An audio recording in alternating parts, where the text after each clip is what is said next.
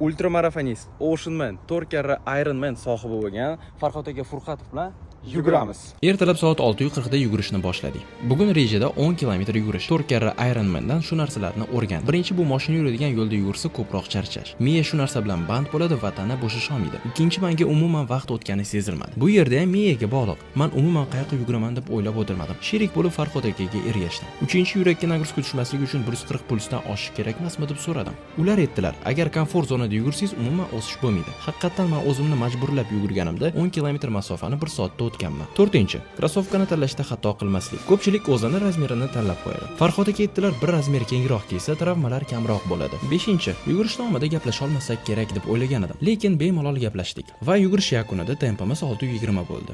Biz hozir Botanitskiy sadda 10 kilometr yugurishimizni tugatdik.